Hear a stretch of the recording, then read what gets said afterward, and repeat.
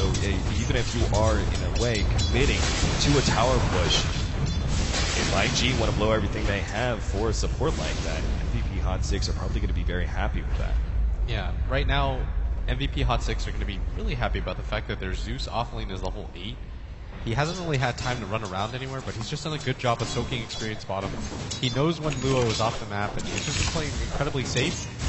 He's just doing a really good job of keeping up in levels, but the problem right now that MVP Hot 6 are going to run into is that the Shadow Fiend does have a fully completed mech, and it's going to be hard for them to get into straight 5v5 engagements without a little bit more in items. Like, the Bloodseeker is probably going to go for the SNY, but until he gets that full component, it's going to be hard for him to just run in and charge.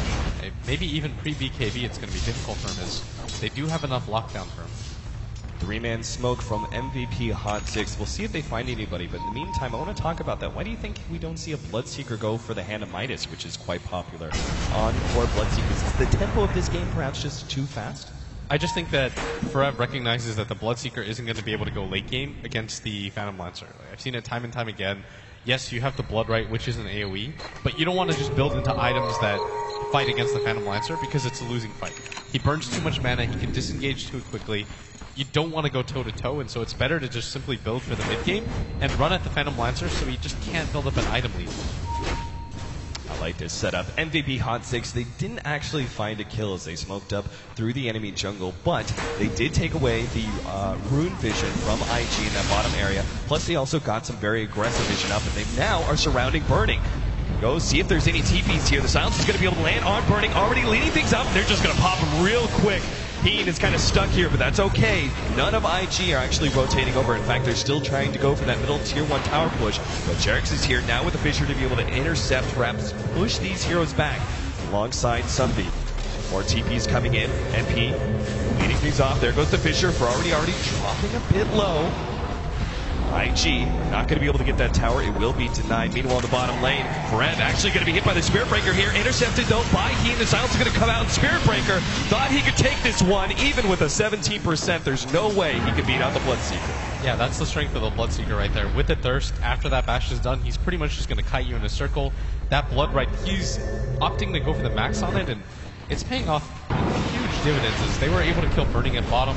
They just killed the Spirit Breaker, and MVP Hot 6 are doing a good job of controlling the map right now. Speak a little bit more about the choice of Blood Right, though. I mean, it seems to be paying off, but why do you think he went for that decision, especially since he has potentially really good combo heroes in both the Zeus and the Lina? I don't think he wants the damage increase on the other side where you just take a ton of damage because his heroes are still squishy, and if the Phantom Lancer lances you once and you get nuked by the Shadow Wave, that could potentially just mean more than half your HP. So I think he opted to go for the Blood Right because he's got so many abilities that can line it up. You've got MP who can land a stun, you've got Heen who can just ice path in that general direction, you've got the Earthshaker Fissure, which might be the best combination between the two. So he's got a lot of different ways to set this up, and he's incredibly comfortable with that. He's in a bit of trouble here. Lil starts off with the charge. Already the Zeus ultimate going off. Just trying to keep the rest of IG back. There goes the ultimate. And the Spirit Breaker will be caught here. He's ruptured up and trying to run himself out of here. He's got the Shallow Grave TP away. No stuns coming out. The Lightning Bolt is there to stop at the last half second. And MVP Hot 6 do pick up the kill and save Heen at the same time. Looks like they may be able to now go for a middle tower push as well. And that was just a really great rotation by everyone from MVP Hot 6. They realized that at that HP range, it doesn't even matter if the Shadow Fiend goes for the mech. Good rotation by Sunbeam. You know, sometimes Sunbeam has struggled in this tournament to keep up in levels and farm with the rest of his team, but it's actually Luo this game that is struggling so hard. He's got the Cloak, which probably means that he's going to go for the Glimmer Cloak, which makes sense against his lineup, but he's so far away from it, and more importantly, Sunbeam's just keeping up in levels, whereas he's not. Ferrari once again trying to take a tier 1 tower, but MVP Hot 6 are just not giving any room to IG. Now it's going to be IG teleporting back to their tower to see if they can defend, but it's a bit too late. Chuan steals the Fissure, looking for that opening, but it's not going to be good enough. MVP Hot 6 have already retreated safely at a distance. 2-4 right now, 15 minutes in, and MVP Hot 6 are beginning to get a bit of a net worth lead and hoping to be able to snowball this game forward. Especially with the Yule Scepter coming in for Lina, this will mean potentially easy pickoffs, especially on some of these core positions. IG, I think the biggest item they can pick up right now is finishing the BKB for Ferrari. Charges coming in. MVP Hot 6. Looks like they're going to be losing MP right away. Nice Fisher to intercept there from Jerix, but MP is still caught and immediately blown up. But it's still the Spirit Breaker on the wrong side of the Fisher and will be chased down by Forev. The rest of IG leave it up for a 1-for-1 exchange. They actually have to disengage here because the rest of MVP can filter in, and there's no tower for IG to run to. So Forev doesn't have mana for his Rupture, but I still think this is kind of a wonky fight for them to take. I guess they trust in Ferrari's farm. He is level 11 with a mech up, the Ogre Club completed, and a Magic Wand, so the turnaround potential is high, but still. Burning starts going for Sunbeam here. He doesn't actually have anything, no TP whatsoever. He's going to be run down for the next Lance, and Burning does pick up a kill.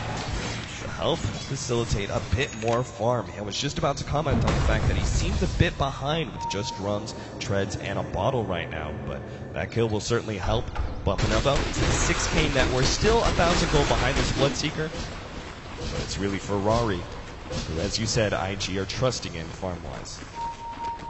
Forev is deciding to go for the BKB instead of finishing the SNY, and I think he realizes that his team probably wants to get into fights earlier than him finishing the SNY into the BKB. That tells me that they want to go to Roshan sooner, and to be able to get into a fight into that Rosh pit. If he has an Aegis, they probably, or if he has a BKB, they probably can't lose that fight, especially since a lot of what the Spirit Breaker is able to put out is magical damage. Like the Crater Bash is a passive, but it is magic.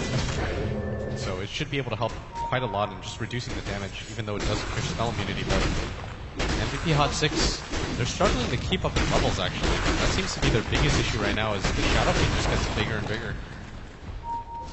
Yeah, he's closing in on that BKB pretty quickly. The rest of IG, well, they may get a decent bump in experience if they find the opportunity for a dive in this top lane. Sunbeam is hiding himself in the trees right now.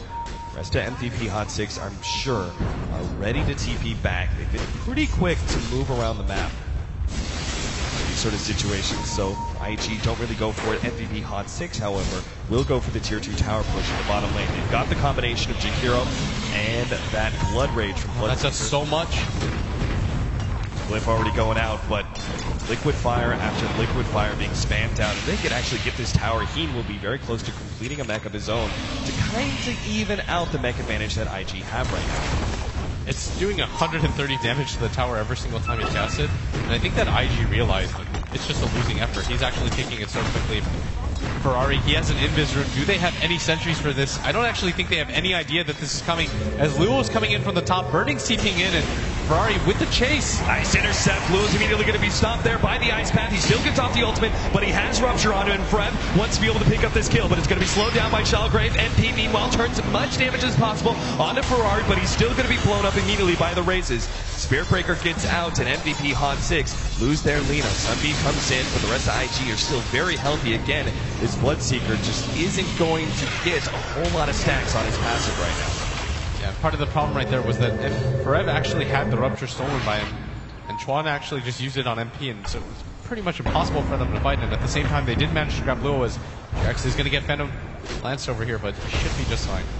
Yeah, they don't want to be diving into a tier 1 tower. IG playing a very controlled game right now. I'm sure they feel like economy-wise they are catching up or even staying ahead of MVP Hot 6 by now, especially with our SF getting so big, about to hit that 10k marker. The Shadow Fiend is honestly really making this game incredibly difficult for MVP Hot 6, because MVP Hot 6, they have to continue to pressure now much sooner than they would like, and Forev decides to go back for the Sanjin Yasha. I guess that Ogre Club was just meant for a little bit more HP. Do they have a medallion on anybody? No. But this should still be a pretty easy Roshan for them with the Blood Rage. Yeah, the Blood Rage, the increase in damage allows you to be able to do Roshan so early, even if it is still only level 1. They've got a decent amount of right-click damage out as well from even some of their supporting casts, such as the Jakiro with that Liquid Fire. IG, though, realize what's going on. The charge goes right through the Roshan pit, and now it's put Heen up on the cliff. Meanwhile, Sunbeam, he's going to be stopped. He actually tried to go for the TPL, but Lewis says, no way, you're going to be the first one dead in this fight. MVP Hot 6 trying to turn this one around. Actually start backing themselves up. Forev Turning around, Heen stuck on the cliff, still in trouble, but MVP Hot 6 have no way to be able to help him out. Heen's just waiting for his opportunity to TP away, goes for it now, but the TP, it completes just in time ahead of the ice pad for Ev. Dropping lower, MP still has the Laguna Blade, and IG think about diving that tier 1 tower, but realize it's a bit too dangerous. And once again, look at the HP pools on IG. They are all completely maxed out. That's the power of this early mech plus Dazzle combination. And they haven't had to extend the BKB charge on the Ferrari yet. Good kill onto Sunbeam. MVP Hot 6, that could have been a lot worse for them, but this is going to mean a tier 1 tower that they can't really afford to give up. Map control is so crucial to their strategy right now, as the Shadow Fiend just continues to skyrocket in net worth. 10k, 2.5k over the Bloodseeker. That's almost half of his S&Y that he's up ahead. And at this rate, we're going to have a Diffusal Blade for our Phantom Lancer. Oh, what did he just kill, actually? Well, Ferrari just killed something on the ground that made him lose net worth for the Bloodseeker. I'm not quite sure what it was, but still, any little thing happens at this point is significant for MVP Hot 6, because Ferrari, I can't stop talking about it, but you can't ignore his hero, and Burning is just doing such a good job of catching back up into the game. He's already usurped the Bloodseekers, the second highest net worth in the game, and MP doesn't really have anything that's really going to change this next fight. Such good vision around the pit from IG right now. I mean, they've got this whole entire area completely controlled. So MVP Hot 6 are not really going to find the opening for Roshan. They're really desiring. Now Sunbeam, he's going to be caught. Nice ice path from Chuan to start things out. And Sunbeam, well, he pops his ultimate, realizing he's going to be blown up right away. In fact, our Spirit Breaker targets a large amount of damage from the Laguna Blade. Nice race from Ferrari to finish off the Zeus, and now they keep moving forward. Ian slowed down by that lance, but IG, charge in. Fisher already stopping low. He's taking a ton of damage, but already the Shallow Grave is out. And now here comes that damage reduction out from Ferrari. Ferev is just not finding the openings he really needs. Once again, the Dazzle is always there with the heals and the Shallow Grave to stop the single target focus of IG. And this is the problem when you're a melee core against a team that has an insane amount of heals and a Shadow Fiend. You just can't really approach without the BKB. You can kite all around all you want, but as long as IG just kind of moves his force in the unit, it's incredibly hard for them to get gone on, as Chuan just keeps stealing relevant spell after relevant spell. He's got the Arc Lightning level 4. It's not going to make too much of a difference, but it just makes this fight so difficult for them. He's got to be careful here.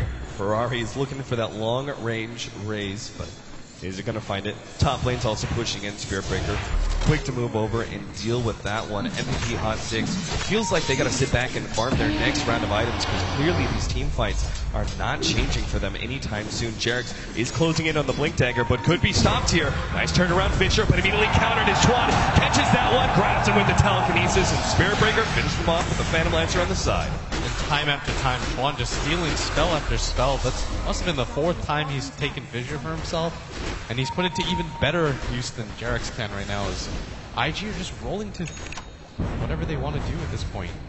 With the mech up and the Dazzle always backing them up with the Shallow Grave and the Shadow Wave. If you look at his skill build, he's actually just opted to go all in for both of these abilities. So he realizes all he has to do is wait for his team to get low, spam the heal, and Grave when the Bloodseeker tries to run at him. Yeah, I don't see really any item progression from MVP Hot 6. I mean, even that Blink Dagger, the Blink Dagger small, minor item for Sunbeam that he's kind of had a large amount of gold in the bank, kind of trying to finish that one up. Heen also trying to finish up his mech as well, but it's been so significantly delayed that it feels like it may not matter anymore. It's going to really be that BKB from Ferev that could make a big difference for MVP Hot 6, but it's still a ways away. NP now has an Oak Club. Does this mean we're going to be seeing a BKB out from him? Or does he still go for the Aghanim Scepter and is just chosen to forego the early point booster that